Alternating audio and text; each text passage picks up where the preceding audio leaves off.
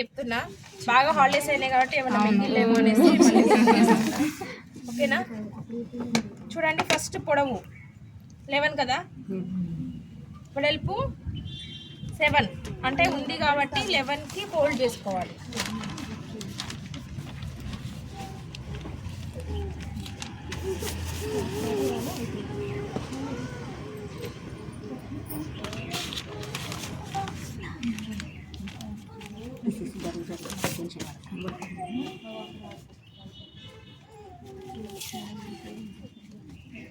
భుజము 3.5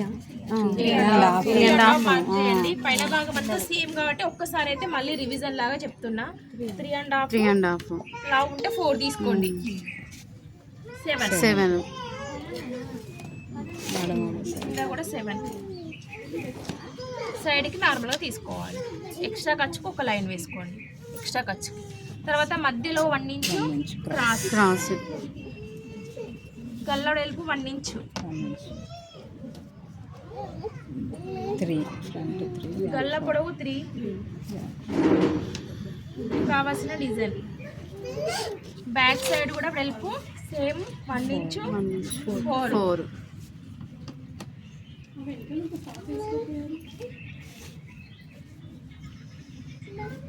కావాల్సిన డిజైన్ అంటే కావాల్సింది రౌండ్ పెట్టేసిన. భుజానికి ఎదురుగా డాట్స్ తెలుసు కదా మీకు, అయితే డాట్స్ భుజానికి ఎదురుగా తీసుకోవాలి.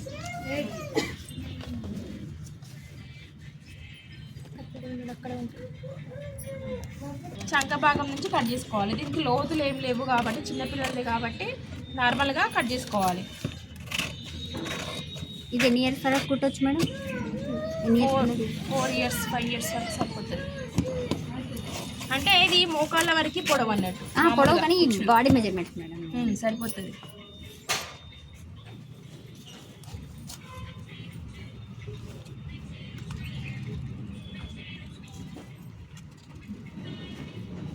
స్టార్ తర్వాత రౌండ్ నెక్.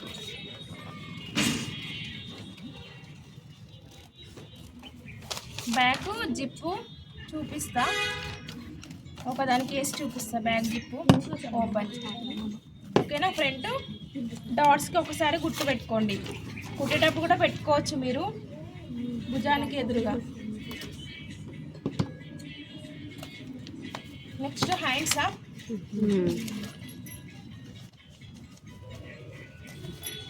ఇప్పుడు మీరు క్లాత్లో అడ్జస్ట్ చేయడం నేర్చుకోవాలి. ఇప్పుడు కొంచెం వచ్చింది కాబట్టి ఇప్పుడు మిగిలిన క్లాత్లో క్లాత్ చేతులు వచ్చేటట్టు చూసుకోవాలి.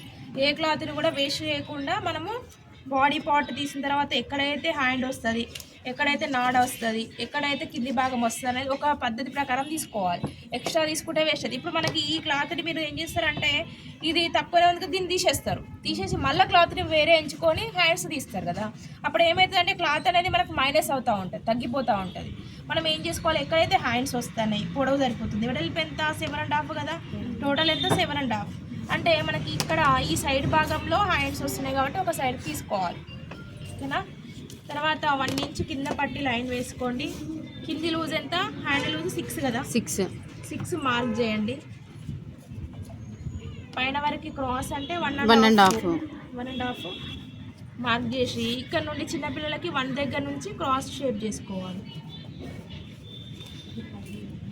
షేప్ అనేది ఇంపార్టెంట్. షేప్ రాకపోయినా కూడా ఇప్పుడు స్కేల్ దొరుకుతున్నాయి మీకు, అవి అవైలబులే ఉన్నాయి ఇప్పుడు. సో అది ఎల్లో కలర్ ఉంటుంది.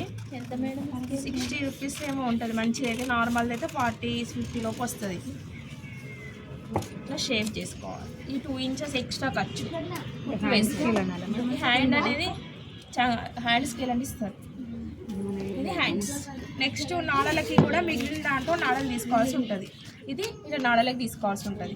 తర్వాత జిప్పు క్లాత్ ఏమైనా ఉంటే కూడా మిగిలిన క్లాత్లో జిప్పు క్లాత్ వేసుకోవాలి.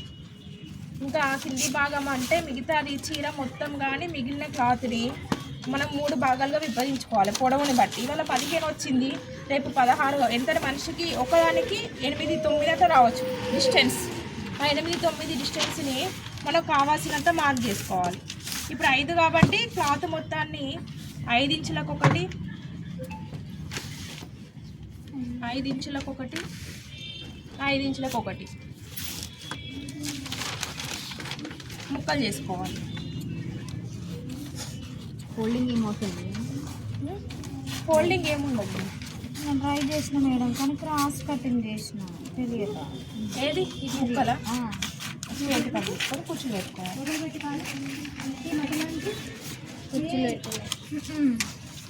ఇలా ముక్కలు చేసుకున్నాం కదా క్లాత్ని.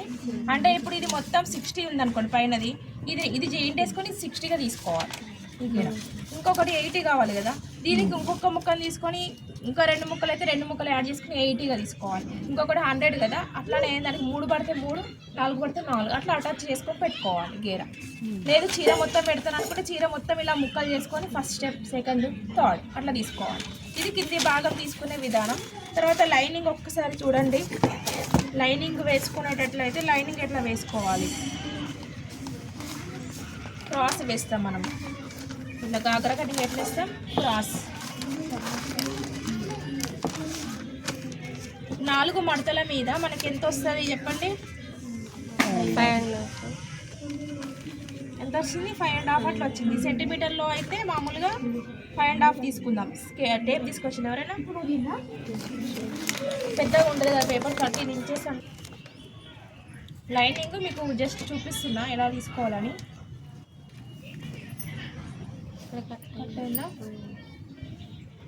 5.5 కదా, 5.5ని ఎప్పుడైనా కూడా ఇట్లా పైకి తీసుకోవాలి రౌండ్గా నడుము దగ్గర. ఇప్పుడు ఇది మొత్తం 13. అయితే మనకి దీంట్లో డబల్ ఎంత ఉండాలి? 4 భాగాలు చేసినప్పుడు డబల్ అంటే మనకి 5.5 అంటే ఇది ఎంత ఉండాలి?